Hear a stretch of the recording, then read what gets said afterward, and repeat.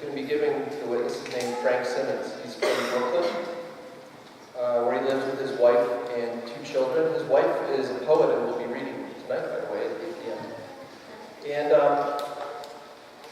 you know, we were just talking about culture and, you know, the importance of a witness to what we're talking about when we were talking about culture. The importance of having people who can who have the gift, really, who've been given the gift of the ability to put into words in a way that can be communicated to us. What Christ is doing in their life is something really beautiful. And Frank, I asked Frank, what should I say about you? Because he is going to talk about his life, so I'm going to give you the bio and then he repeats the bio. But he told me to say that basically he is a person who feels that God has called him to talk about his life to people, and he has had the great grace and happiness and joy to say yes. And that's basically what he's doing here. So I've heard him talk several times and was really moved. What I was moved by was my desire to be like him. I want to live in the way that he lives. So without further ado, I just ask you to listen to Frank.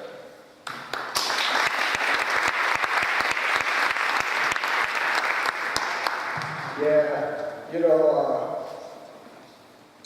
the greatest thing I can do at this moment is share my life. This is like my family. I spent many years alone in the streets. I thought that I could do essentially what God does with reality, so I decided to follow myself. And that didn't work out too good.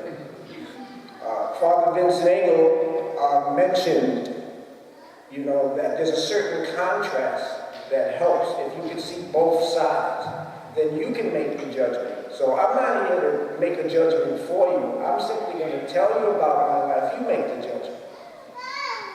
So, first of all, it's important to have witnesses. I witnessed Father Vince Nagel last night, and I said, what a great thing. I need Christ to be something I can understand. I don't understand him in heaven, and every time I pray, he throws a lightning bolt down and says, here's your answer and stuff. No, I need something I can see, something I can experience, something I can touch. I need that. Maybe everybody else doesn't need, but I need that. I need that. To say that from the beginning, I was this great, faithful person, that's a lie. I wasn't that faithful. I needed proof.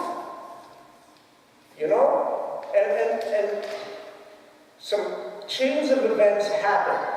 And I'm going to briefly go through some of them, but this sounds weird, but the object of my affection was my mother.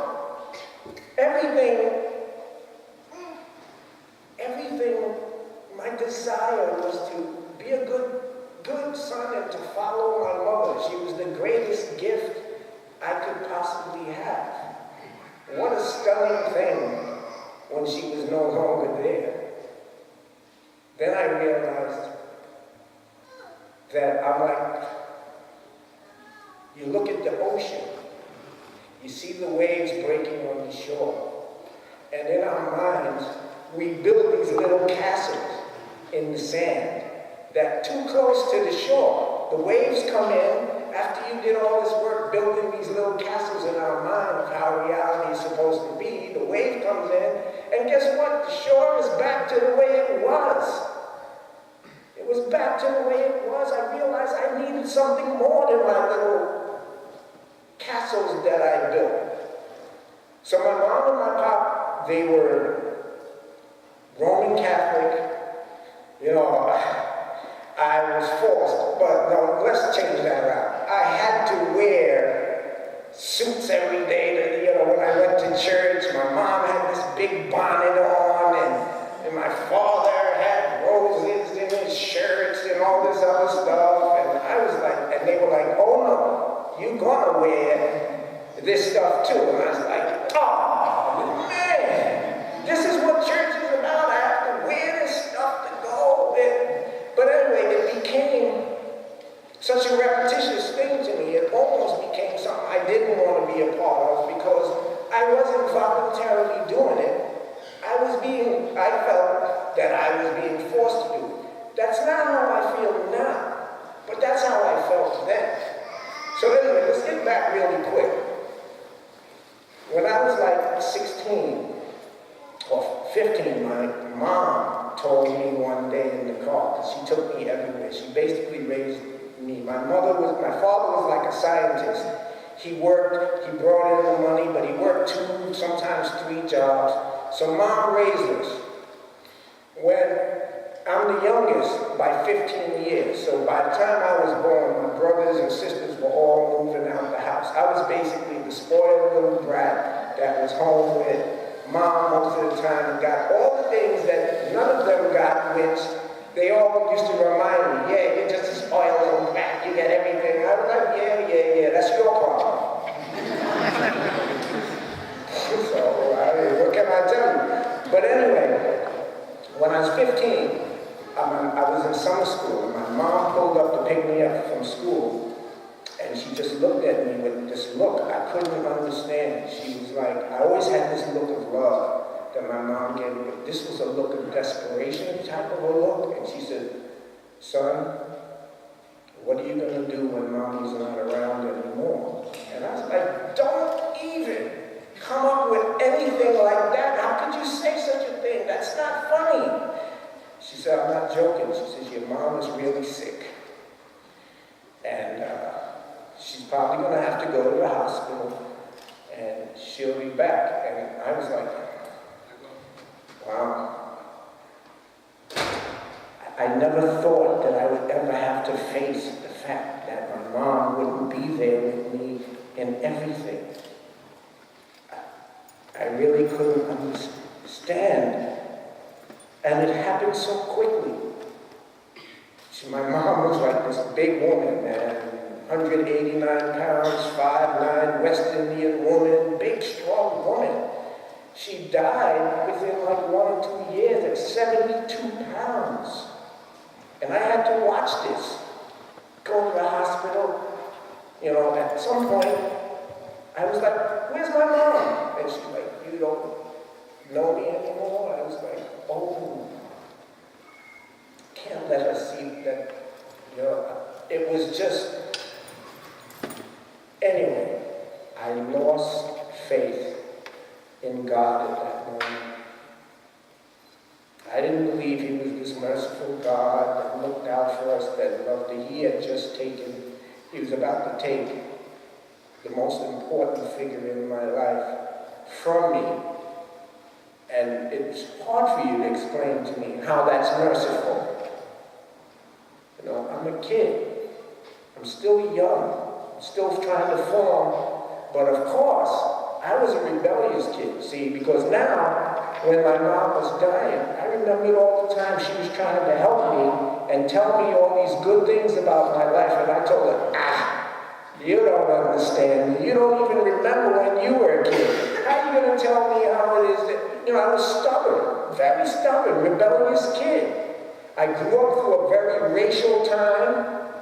They moved me from the neighborhood I was in to an all white neighborhood. There was maybe 10 blacks in my school out of 3,000 students.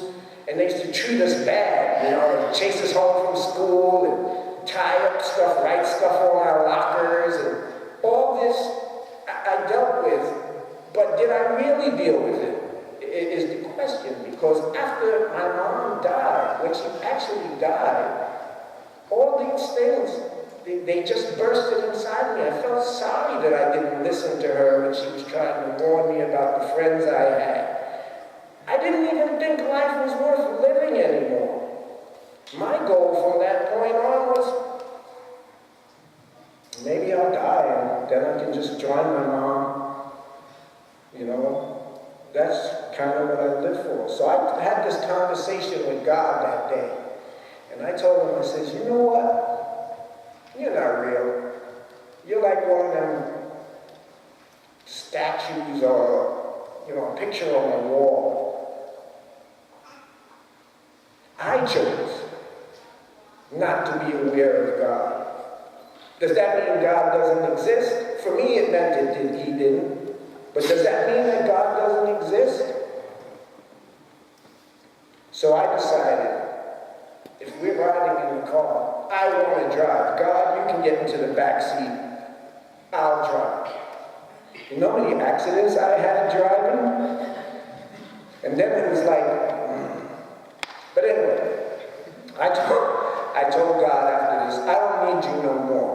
I'm going to follow my own stuff. I'm going to do what I need to do. And guess what? Just like Father Vince said, back in those days, it was love and peace and sex, drugs, and rock and roll. So, hey, I got a good guideline on what I'm going to follow.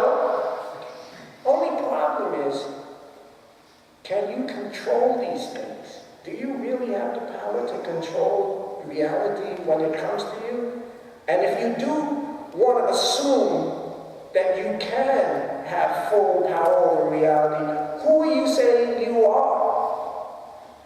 Who are you saying you are? You're accepting some of the things that is God's responsibility, but you're saying that you can do them yourself. What that led me to was drug addiction, heroin, which all fits into drug addiction, of course, but heroin. It finally ended up with crack cocaine. I was in jail so many times that the police, when they arrested me in the street, said, we're not arresting you, we're rescuing you from yourself. They felt bad for me. That's how bad I was. It was just so remarkable what I had done. I followed myself. And I took myself to a level where life had no more meaning to me. The only thing I really wanted, I was too much of a punk to just grab a gun and put it to my head and pull the trigger. Forget that. But if something happened, I had no problem with ODing or something like that. I OD'd many times. And I woke up and I was pissed. I was like, oh, man, why me, man? How come everybody else is dead and I'm alive? You know, the 9 friends that I grew up with, there's only one alive now except for me. Only one. So I'm just giving you an idea. But there's 2 things that I really want to mention to you. And this is very important because when you converted, when you have a conversion, you're able to look back, even though, you don't really dwell too much on the past, you're able to look back. And once you recognize God in your conversion, you realize that God was there the whole time. Even when you were being bad, even when you didn't want to recognize that he was aware, because you don't stop God from being who he is. You just try to cut it yourself. So anyway, I'm in jail. I know it's going to sound funny, but I'm in jail, and I had sold narcotics to these agents. And I got arrested, and I was tough, man. I came in from the street, all 120 pounds, 6 foot 120 pounds. I come into jail, and there's these big dudes in there, you know, like, yeah, man, let him in this cell. We'll take care of him. And I'm like, oh, man, you think you're a criminal, but now you're around the real criminals. Are you really a criminal? You know, I was like, I don't want to be. You know? But anyway, I'm in jail, and these guys came down that were upstate doing lifetime in prison and whatever, and they came down, and I'm telling you, the guy's arms were almost the size of my waist. These guys came in and, yo, we don't want no trouble, man, but, you know, if trouble comes, we got life. They can't give us no more time. All right, I got you, man, I got you. Did I ask you to say you got me? No, but chill, man.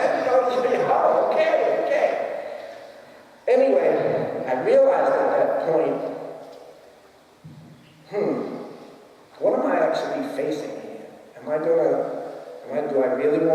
State where these guys were. So I made friends with these guys, you know. I used to ask them, so what's it like upstate?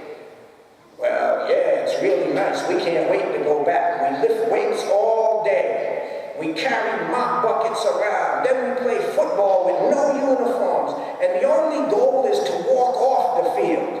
It doesn't matter if you got broken arms, broken legs, but you have to walk off the field or they beat you up. And I was like, what? And I was like, but you're doing life. What do you do like for women and stuff? Oh, that's no problem. The new guys that come in become our wives. And I said, oh, shoot, I might be one of these new guys. Oh, man. So all of a sudden, that relationship I had with God, maybe I should try to go to Bible study or something while I went to Bible study. It was cool, you know. I was going to it because I thought maybe I could possibly tell God, maybe I believe in you a little bit, you know. I'm not going to, you know, concede that what I said was true. And one day, I came back from Bible study and I was playing cards. And they told me to keep the score. So I had this big piece of paper, I was keeping the score, we were playing spades, and I was writing. And I started writing stuff, I guess it didn't come from my mind, it came from my heart. And I was writing. So I looked down, and by the end of the game, there's this whole poem, a religious poem. I'm in jail. I'm not even thinking that much about God, and here comes this religious poem. So I'm going to tell you what the poem said, but I have to move on, you know, but it was called Lord, Show Me the Way. Coming from me, in jail, an angry guy writing this poem. I don't get it, but I understand now. So it was Lord, Show Me the Way, and it went like this. I pray for a good future. God, please overlook my past. Forgive my sins, so I may find happiness at last. I am a lost sheep. Please lead me back to the herd. Help me change my life, Lord. Just bless me with your word. I'm paying for my mistakes. Please help me ease the pains. Release me from the anxiety of my spirit being in chains. I love you so much, God. Your son dealt with pain and strife. I'm thankful that Jesus, for our sins, has given up his life. You're so understanding, so willing to forgive. Please cleanse my mind and body so my spirit will live. I will not give up to Satan the life that you have given me. Please send the Holy Spirit as my guide until I come to thee. Amen. And I'm like, what? And they're like, what did you write? I said, oh, nothing. The score is like, you know, I was like, totally, you know, I'm not admitting that this is coming out of me. But anyway, I went back to Bible study that next Wednesday, and I showed it to the minister that was doing it from the Diocese of Rockville Center. And he read it. Well, no, actually, he read it, he came in, and then all of a sudden, of course, in Bible study, here comes these big dudes. We want Bible study. Man, now he, you know. And then he, in the middle of Bible study, I'm sitting in the back, because they're sitting up front. I don't want the back. I don't want to be close to the exit, you know what I mean? You know, I ain't no tough guy. I admit it. I'm not ashamed to say I'm no tough guy. Compared to what I saw, there was no chance. But anyway, he reads this poem in Bible study, and I'm sitting in the back, and I see these dudes going, and he goes, you know who wrote that poem? And they were like, no, who? Him. And I'm in the back sitting there, and they turned around, and it was like, word? He wrote that, man, yo, this is, I need a copy of that. You got it. I'll write a little copy for you want. Anyway, it came around that I had to go see the judge for selling drugs. The judge's daughter had just died of a drug overdose. So here I am in front of this judge. Oh, by the way, my lawyer also saw the poem, which was given to him by the minister.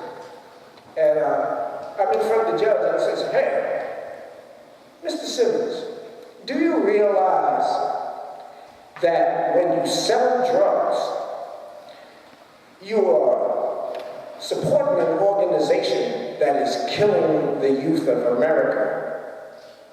So I was like kind of smart. I was like, "Yes, Your Honor, but I'm not a drug dealer. I'm a drug addict." He says, "Mr. Simmonds, do you realize that as a drug addict, you are still supporting an organization that is killing the youth of America?" I said, "Yes, Your Honor." He says, "Then you can understand why I'm going to give you the maximum under the state law." And all I thought of was, I'm the new guy coming in upstate with these big guys. They probably got a wig waiting for me. You know? Anyway, I said to my lawyer, I said, "How much time do I got, man? How much can I get?" He goes, "Oh, it's only 5 to 15 years. My legs started shaking. 5 to 15 years. Anyway, we're up there. The judge looks down, and he's like going through my file. He goes, "Sir, did you write this poem?" And my lawyer goes, "I gave the judge your poem."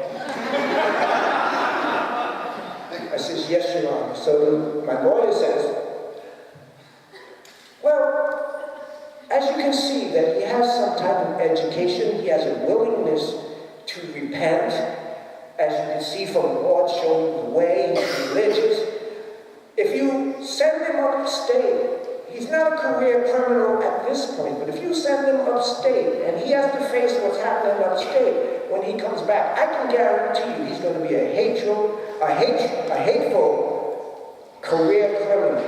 So the judge says, what do you want to do?" Anyway, the whole thing went through. I ended up going to a drug rehab instead of going to jail for 5 to 15 years as a result of something I really had no control of. If it was up to me, I wouldn't have written that poem. If it wasn't for them, I wouldn't have gone to Bible study. And still, I'm not admitting at this point that God is still present and helping me. This is just a coincidence. I went through the program. I graduated. My father was real proud of me. Just when we started to get a relationship back together, he got cancer and he died. I went back to the streets. It's my fault. I don't blame anyone else for it. I don't say it's my environment or anything. I made bad decisions. The worst one I made was trying to omit God from the equation of life for me. You know, that was the worst thing that I could have did. Become no longer aware of God in my life. Because then hope and faith went out with that. And still, despite all of that, things were happening that were contrary to everything that my eyes were seeing happening. That's how far off that I have become estranged. You know? Anyway, I'm going to skip because I want to make time, but I thought of women, you know, in the street. You heard Vince Nagel and stuff. I thought of women as companions, you know. You do whatever you want to them. That's all they were good for. I wasn't looking for no relationship with everybody. But sometimes you meet something that defies everything that you believe in. And this person came in the form of my wife now, Rita. She didn't fit into the script of what I thought a woman was for. She was exceptional in such a way that even if I thought of doing to her what the desire part, like Vince Nagle had it that first night or whatever, and all the rest of that stuff. I really thought about that. She's too nice to do that too, you know. I mean, there was a certain innocence that I had not seen in any woman. Something that was undeniable to me. Something so attractive. I ended up, after being in the street, and God bless her, because she didn't know I was still high and all that stuff when she met me. She just looked at the person and cared about the person. She just looked at the person and cared about the person. And I remember I went back to rehab. And I was in the room with these two guys, and they were drug dealers, and they're like, yo, when we get out of this program, we're going to take over this block, and I'm going to put you down with all the drugs you need. I was like, man, I ain't coming here for this, man. And by the way, the most important thing, I skipped something, and I really need to put this back. Before all that happened, the only option that I could come up with to solve the problem that I had created in my life by putting God on the back burner was suicide. The only way to free myself from what I was entangled with, the grasp of crack, all the rest of these things, was suicide. I was like Lon Chaney. Those of you who are young may not know, he was the wolf man. And every time the full moon came up, he turned into a wolf. But the full moon stayed up for me every day. I never turned back into the innocent kid that I was. I was always some kind of monster that was less than a human. And I thought that everything I was going through was the punishment that God gave me. See, now he's back in the picture when punishment and all the rest of this, oh yeah, it's his fault. It's not mine now, it's his. You know? And when I went to commit suicide, I was going to jump in front of a train. And we had an elevated train, and I knew exactly how to do it and whatever. And the night before I went to do this, I was sitting on the corner. I had sold my shoes, I sold my jacket, it was cold. And I said, well, I got to go rob somebody. That's the bottom line. I'll rob somebody at 2 o'clock in the morning in this neighborhood. I'm sitting on the step. And, of course, it sounds funny again, but I look up the street, and here comes this guy. Do-de-do! I said, perfect! This is the guy I'm going to rob. And as he got closer, he was dressed in black. And he had something white by it. And I was like, oh, now I hit an all-time low. I'm going to rob a priest. But maybe he had the collection from the mass on him, so I won't have to worry for a couple of days, you know what I mean? I said, you know what? I'm going to give him a break. If he don't say anything to me, I'll let him walk by. But if he says something to me, I'm going to get him. So he walks on by, and I'm like, so I see him, he stops at the corner, and then he turns around, and he looks at me, and he says, young man. I said, what you want, man? He says, young man, if you think God is going to come and lay down in the gutter with you, he's not going to do that. You know why? Because he's holy. He said, but if you ask God, he'll reach right into that gutter and he'll take you out. And I said, you need to go, old man, go. He turned the corner, and I said, I'm going to rob him anyway. I ran right around the corner. As he turned the corner, he was gone. Now, there's possibilities. He went into one of the houses there. No lights were on in any houses. 2 o'clock in the morning, he was gone. I felt convicted to the super max. I was like, I gotta kill myself. I can't live like this no more. If my mom's alive or something, she's probably rolling over in heaven watching her son turn into this creature because he makes such stupid decisions. I'm a failure. So that next morning, I'm walking down the street, going to the train station, and I said, see God, Just what I said. You're like a picture on the wall. You ain't stopping me from doing all this stuff that I'm doing. You're a figurehead.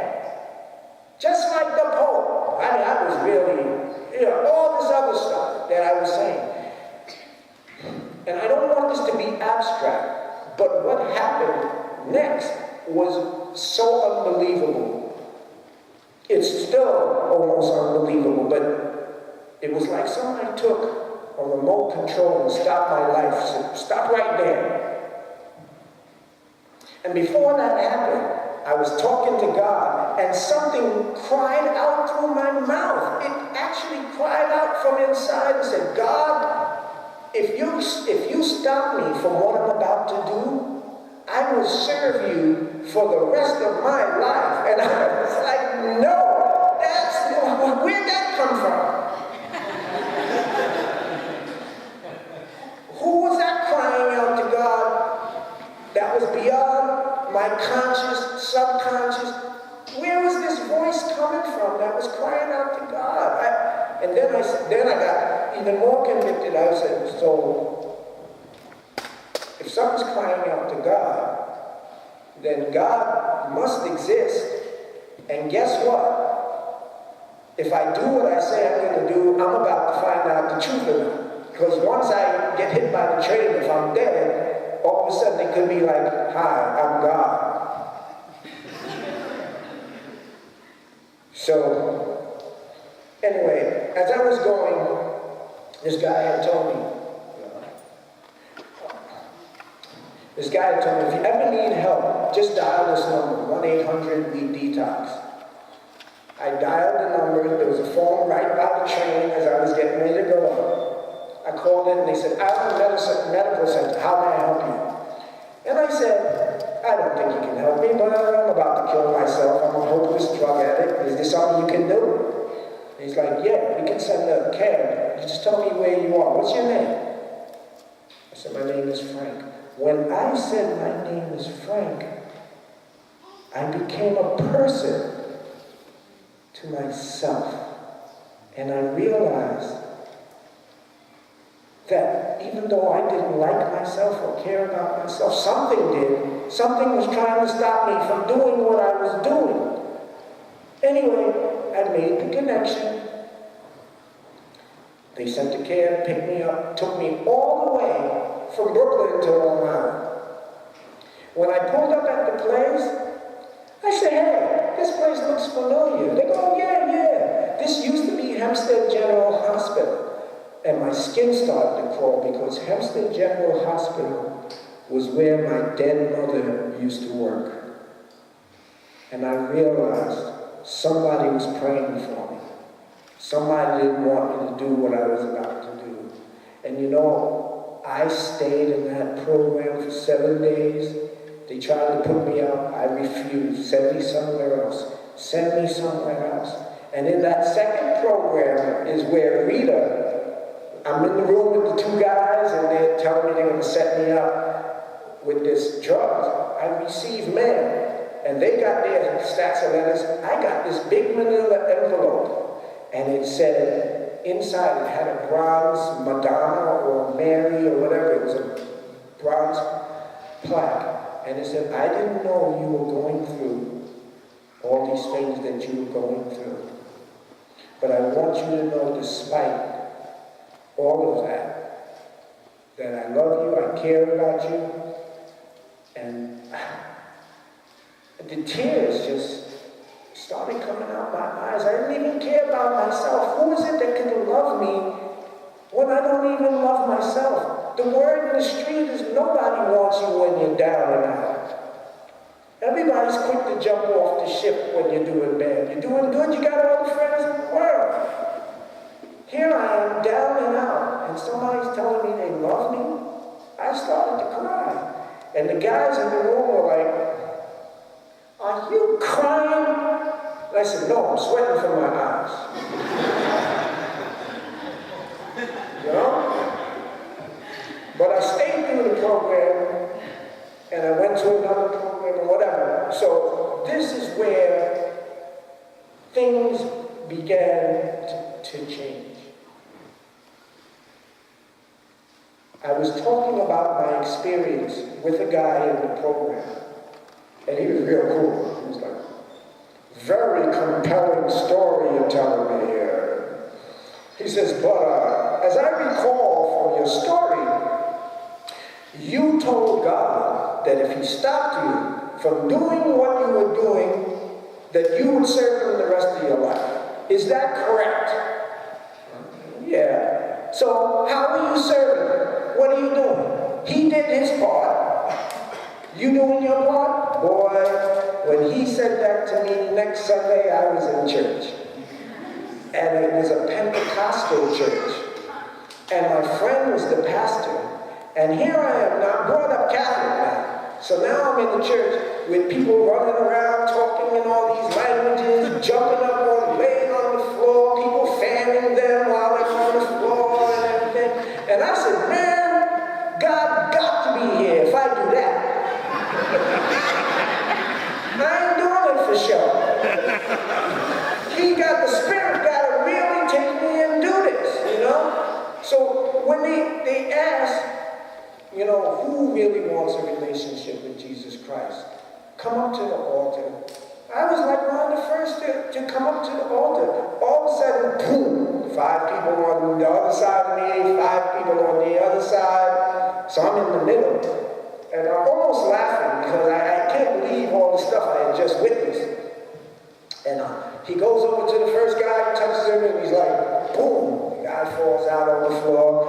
I look around, there's 4 other guys laying on the floor, there's another guy, and then it's me. And he's telling the guy next to me, you need to stop doing this personal stuff that he didn't know. Supposedly, he was like, you need to stop hanging out with this guy and doing these things. I said, oh, here we go. He's going to put all my linen out here in church. You know what I mean? My dirty laundry and stuff. And he came over, touched me on the head, says, God, you know Frank. Whatever he needs, give it to him. I'm waiting to fall out. Everybody else is falling out, flag, you know, being flagged, and I'm the only one at the altar.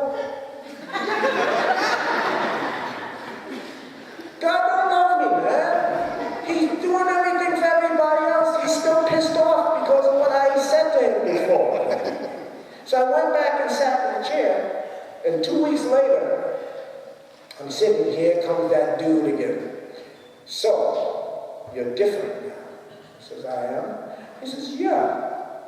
He says, say something. And I says, yeah, I did go to the church that, you know, I am trying to help God. He says, you're not cursing. Every other word out your mouth used to be a curse. And I don't see you smoking any cigarettes. And I smoked cigarettes, 2.5 packs a day, and when I ran out of cigarettes, I had top rolling paper. I used to go and pick up the butts off the street and roll up the old cigar or whatever, and smoke them. And I realized I had a whole locker full of cigarettes, and I went up there, and I gave them all away. It's like 14 years later, I never smoked again. I very rarely curse. My life, something had changed. I was looking for it to change in a particular way. I wanted to lay on the ground. I wanted to whatever. And God did it the way He chose to do it. Not the way that I thought He was supposed to do it. You know? So anyway, now, I meet Rita, and you know, we talked, and she was a very spiritual woman. And she introduced me to CL. And like I told you, I'm like Doubting Thomas and stuff. We go to this meeting, and everybody's sitting there. Don Giussani did this, and Don Giussani did that. And what would Don Giussani do in this situation? I said, look, man, I ain't even heard Jesus' name once. I'm hearing Giussani. This is wild. You know, this is wild. You know? So I said, I remember Jonestown, where people started. So who is now my brother-in-law sitting next to me, he's like, here, you want something to drink? No,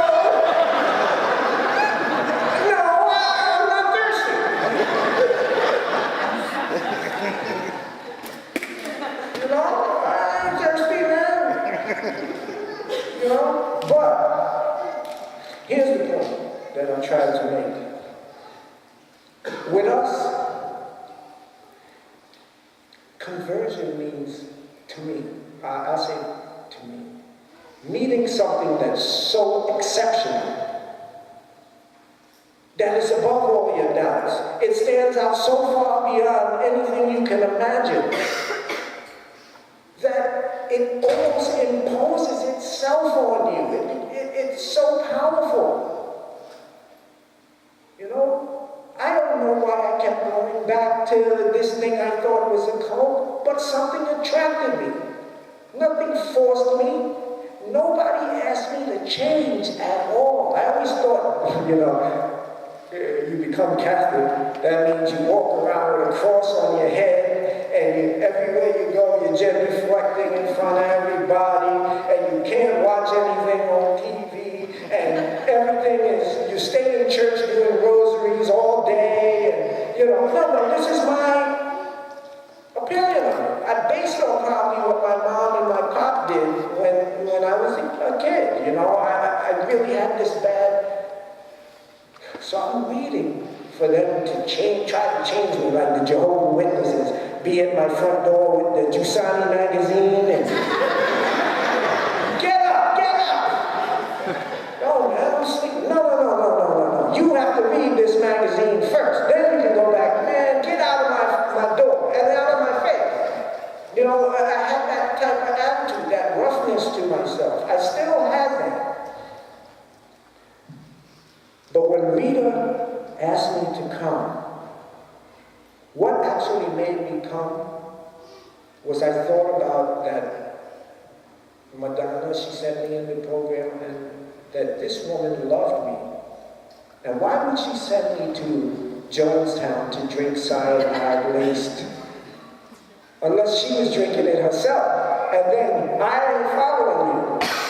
But the love always permeated. It was always greater than anything I could imagine. Love is greater than the suffering and everything that you think. So much that God is greater than all the suffering that you have. If you have faith in something that is less than the suffering and the problems of the world, you got faith in the wrong thing. How am I going to have faith in something that's weaker than the challenges of my life? How does he speak to me? Back to that, does he speak to me on those lightning bolts from heaven? Does he send down angels that peek out my closet at night and say, "Hey"? I'd be scared to death. No. His humanity. And I converted. I willingly recognized. She used to ask me, "Are you Catholic or not?" No, the only thing we need to know is that I believe in the Father, the Son, and the Holy Spirit. I don't have to be called Catholic. No, I'm proud to be called Catholic now. I'm proud. It changed me without me even recognizing it. It imposed itself in such a way that is amazing. So after I get all these things that happen, you know, okay, now I'm skipping again because I don't want to, but I'm married now 10 years to the same woman that sent me that thing in the mail, and I have 2 children, the same streets that people used to run when they used to see me coming up thinking I was going to rob something or do something violent. I walk up those streets today, and the people are bringing their children out the house. "Hey, I remember you, man. You look good now and everything. This is my new son." And my friend saw me from the street and said, "What happened to you?" I said, "Man, you look pretty bad." He said, "You look much worse when you're out here." He said, "But you don't have to tell me. Something great happened to you. I didn't have to go out and sell God to anybody. I didn't have to sell God. Witness. Be present. Like I am now. Present. anything about what God's going to do tomorrow. I understand what he did in the past. But what is he doing now? What is my evidence of God working now in my life? That's what's important. What does God owe you? Does God owe you something? Does God owe me something? But he does it freely, willingly. I want to be able to do that for you. So I'm willingly sharing my life with you. And when I tell you that I'm here because I love you, I mean it. I never told nobody. My father, when he died, right before he died, was the first time I ever told my father I loved him. And even then, he was in the bed, he goes, I know. He didn't say I love you back or anything like that. It was like, we never, But I can say this today in all confidence, not because Frankie's some great guy. I mean, he is, but he's not this great guy. But because that gaze was laid upon me when I was in the weakest time of my life. A gaze of love that was given to me when I couldn't even love myself. The recognition of this love converted me, allowed me to love in such a way based on that gaze. So I have to get to the subject that we're on right now. So I'm going to go, I just wanted to give you the contrast of how my life went. Do you think that Jesus came down here and suffered for us? If suffering didn't have a meaning, that don't make sense. Then he could have just stayed where he was and said, all right, everything is done. God chose a particular method. He gave his only begotten Son for us. He suffered for us. That was the method. And the only thing he asked us to really do was love each other like we love ourselves and keep him first in everything that we do. Do we do that all the time? No. I don't. I try. I forget. But I get back to it quick because I have a lot to remind me. That contrast of how grateful I should be for every single day. So I'm married now. I don't know how, this goes quick.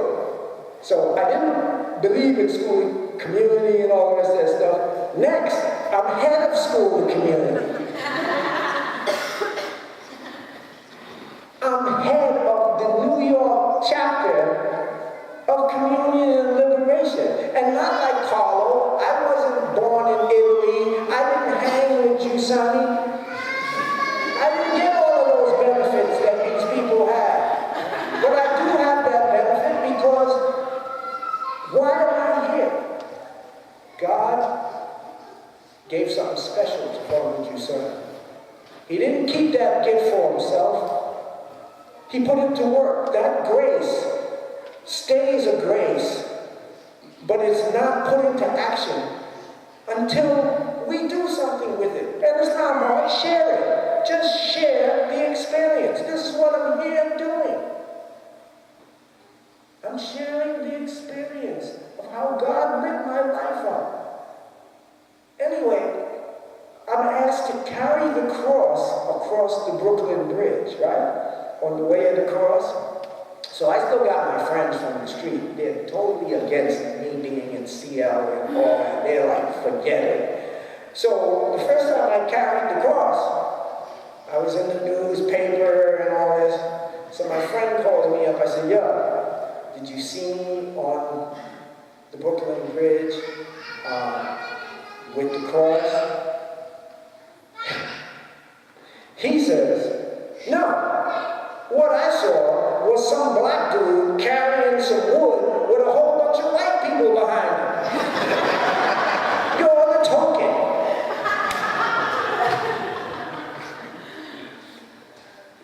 I'm like, man, I don't know why I needed his affirmation for what I was doing, why I needed to. I knew what he was going to give me. He goes, watch. As soon as something happens, they're all going to turn on you because you're not their my kind is black or white? Or is my kind that we were all created by the same God? You choose to take it whatever. Well, he didn't have too much of an argument against that. Okay? Because his mother died when my mother died, within a week. His father died within a week of when my father died. So, you weren't praying to God then? You weren't sad at that point? But I'm not going to work on it. All I can do is look at him with the gaze that was given to me when I was down and out. And love him, no matter what. So anyway, I had problems. I had hepatitis C.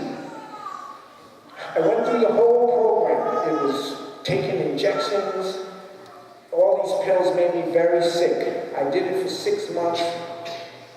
And they tricked me at the end. They told me, you only got to take it for 6 months and that's it. At the end of 6 months, he goes, oh, I think you got to take it for another 6 months. I said, man, I ain't taking this for another 6 months. But I went to my school and community and I said, look, this is the situation with me. I trusted other people enough. You come from the streets, you don't trust nobody. You ain't going to tell them. You become weak with telling somebody your secrets. Here I am trusting. I give it to my school community. And they were like, Frank, we can't make this decision for you. This is a decision that you have to make yourself. Did you pray? Did you make peace with God on it? We'll support you whichever way you go. I was really taken by that. It was just so beautiful to have friends that were interested in my destiny. In my destiny, not just what I can give or how good I can talk or whatever, my destiny. So I didn't take it. And then, a couple months later, I guess there's a little pain inside. So I went, I thought I had gallbladder problem. And it was right before last year's vacation.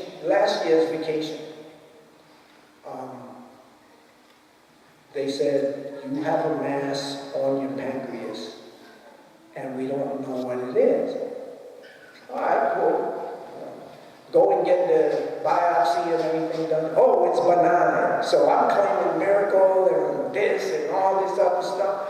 And for me, I have a little doubt. If I see a miracle, I'm still going to verify the miracle.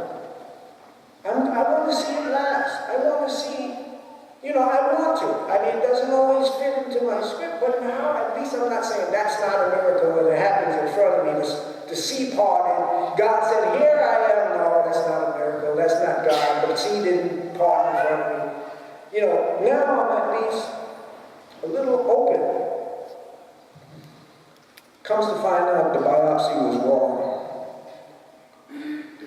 It was cancer. And it had spread from the pancreas through my lymph, all the way to my liver. And when they found it, it was in stage 4 terminal form. And they were basically telling me there was no cure for it. And anyone that knows me, I was basically 51 pounds heavier last year than I am today. I lost a lot of weight. The weight doesn't define a man. That's only one part of me, just the physical, but my spirit is strong. It's strong because I'm holding on to something that's greater than this cancer.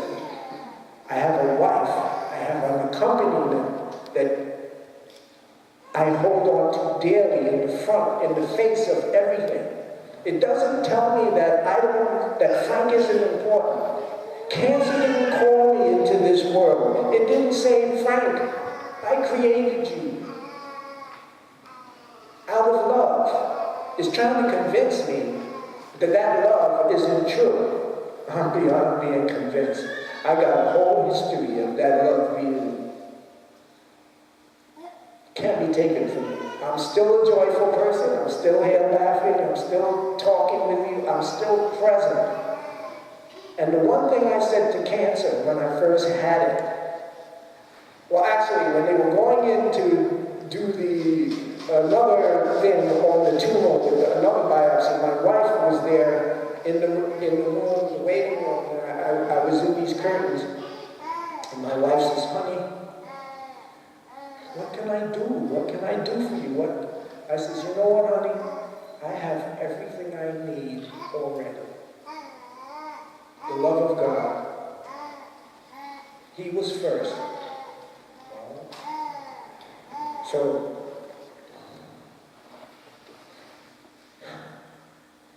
I was laying in that hospital room. Doctors coming in, shaking their head. My wife was with me through every single bit of everything. I went to a doctor, and he told me, first of all, about the accompaniment. I have so many friends that are so expertise in so many things in this accompaniment. There's no way that I could go anywhere without somebody. You've heard the people talk. They're all experts in so many different things. So I have Renzo Canetta, who is one of the leading cancer researchers, and he's my friend. And he's like, "I will go with you. I will talk to your doctors." The man came over, and he's a busy guy. The man came over to my house with 2 booklets of the medications only medications that work on my type of cancer, and this and that, and he sat down and went through every page, had it highlighted, what I could and what I couldn't do. So when this doctor told me, "What you have is uncurable," I says, "It's uncurable, okay. So what are you telling me, Doc? Am I going to die?" "Oh, well, everybody's going to die. I mean, I'm not telling you that. You said it." "Okay. All right, so in other words, I am going to die." All right. And my wife grabbed my hand. She was sitting there with me. She says, "Don't just listen to him. Talk to Renzo. We have an accompaniment. We have people we can trust." And the doctor says, "So." I said, "So what do you suggest, Doc?" He was like, "Well, we're going to try traditional chemotherapy." Renzo had just got finished telling me, "Don't let them try to give you traditional chemotherapy. There's only 2 medicines that work, Afinitor and Sutent. If they don't give you those, they don't know what they're talking about." So I said, "Traditional chemotherapy, huh?" I said, "It's like, the needles and sitting in the thing." And he's like, "Yes, that's the only thing that I can offer you at this moment." I said, "What about Afinitor and what about Sutent?" He goes, "Oh, the targeted therapies? Well, I never really endorsed them." And he goes, "By the way, I'm just a general cancer doctor, only a specialist with..." I went, "What am I talking to you for?" Send me to a specialist that knows. The average person that would come in that didn't have this accompaniment would have just went for what you told them, and they would have been poisoned to death with something that doesn't even work. Thank God. That always came to my mind too. Thank God. So, anyways, to wrap it up, what I want to say, I mean, there's a lot more, but to wrap it up is, through cancer, through the experiences of my life, I realized that there's some things that I have, there's really all things, but some things that I don't have control over. This cancer, I can't say go away. It takes something greater than me to, and cancer has to get permission from my best friend in order to do anything with my life, just like Satan had with Job. Yeah, you can torture him, but you can't take his life. God set the parameters. Who has the real power? Who has the real power? It ain't the cancers, none of that other stuff. And when we think that we're so smart that we can ask God all of these questions, think about what Job said to God when God was telling him everything. He's like, "Yeah, God, let me ask you this question." God answered all his questions. And then God said, "Well, I answered all your questions. Can I ask you like a question?" And Job was like, "Sure." Like, I got the answer anyway to God's question. He's like, where were you when I created the universe, the sun, the moon, and the stars? I ain't got that answer. How many answers don't you have? Why don't you depend? Why don't you understand? Because this cancer put me in a position where my needs were in front of me. I was able to see Christ clearer with my needs in front of me. Why? Because I was back to being a beggar. Not the beggar that we think is just throws ourselves down, even though I would do that if that's what it takes. But I learned to depend on something greater than myself. Because I don't change reality. What keeps me, what affirms me, is something greater than reality. The castle that it builds, that God builds, doesn't get washed away from the sand. Yet the ones I do get washed away, and the sand is back to the way it was. What can I hold on to? The joy. Who can give me the joy that cannot be taken away? How can I be here right now, sick, in pain, and still smiling, looking at you? How is that possible? God, me, I don't have the answer.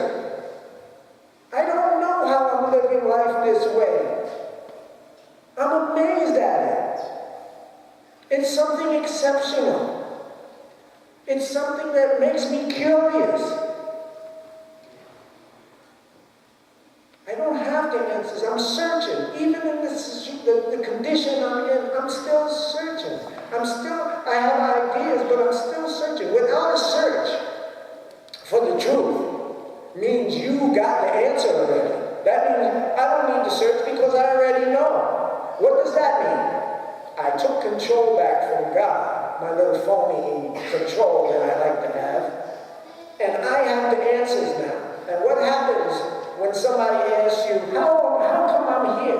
Oh, well, your mother and your father got together and that's how you're here. No, that's not what I'm searching for. How come when I get a job and I lose that job, I feel so bad? Because that's the only thing you think affirms you. The little castles that you build. What's greater than all of those things that cannot be taken from you? That's the importance. I can't give you the answers for how, but I did read that book by Father Giussani about is it possible to live this way? And the first thing I said was, no, I can't live, but I'm living this way now. Not because Frank is a great creator, he's got the keys to hell and he can go down there and take them from the devil.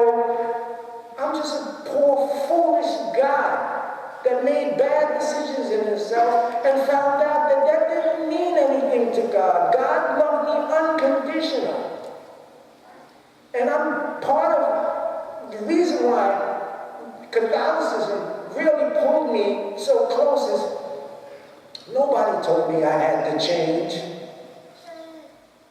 Nobody said you can't be Frank. Does Father Vince Nagel change when he comes up here, when he talks to you? Does he have to turn into, well, let me tell you about chapter 4 on it. No, he's not. He's free. I'm free. I'm free to say yes or no to whatever Christ offers. Not to make up how I'm going to sacrifice. Suffering has a meaning. I offered everything. When I was crying, and I said, dang, cancer got me, I'm going to die. And I said, you know what? I offer everything to you, God, because only you can take this and bless the world. I'm not going to assume your position, because that's foolish. But I can offer everything. Suffering has a meaning. We get tricked by the world. The world tells you, I can give you everything that Christ can give you. You don't need Christ. Just follow Lady Gaga. She'll show you the way. You get a good job, you're the best human being on earth. I'm not affirmed by that. I'm affirmed by every word that comes out the mouth of God, and one word really means a lot to me, that he said, Frank. Among the stars, the moon, the universe, he called my name out of love. That is what gives me a tenderness to myself, not what I accomplish out here. And you can say no to Christ millions of times, and guess what? You can say yes one time, and it's greater than all of those no's. One yes is greater than all those no's. I don't have to be Einstein. I don't have to be anything. I'm happy with being Frank, just the way I am. I have a tenderness for myself. I never had. You're talking about a guy that was going to jump in front of a train because he couldn't handle his problems. Got a big problem now, cancer, terminal, and everything. Why isn't he jumping out in front of a train? Why is he holding on to his life? Why is he seeking God in this situation if I didn't have a tenderness for myself? Why is he here now with you? Because this is the presence. This is a presence. You are a presence to me. The grace that's been given to me isn't a grace that all of you don't have. You go to John. I think it's the first chapter of John, verse 16 or 17. From the abundance of his grace, we have all been given grace for grace. Not some, not most, not a chosen few, all. So I just wanted to share that moment, let you know that suffering does have a meaning. If it had no meaning, Christ wouldn't have came down here and suffered for you. Then we're talking about a God that does something for no reason. He's a coincidental God that I'm here right now talking to you. Is this a coincidence? Something that Steve just said, come on, you think it just works that way? It just starts there with Steve? What motivated Steve to even have this?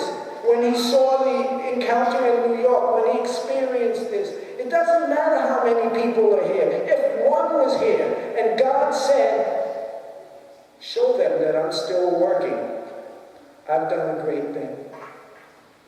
It doesn't take the multitude. It's not numbers. It only takes one. Only one. So I just wanted to share what I have. I'm not rich. I don't have a fantastic job. I have Frank. I have my life. And that's why I came, to share that with you. Thank you very much.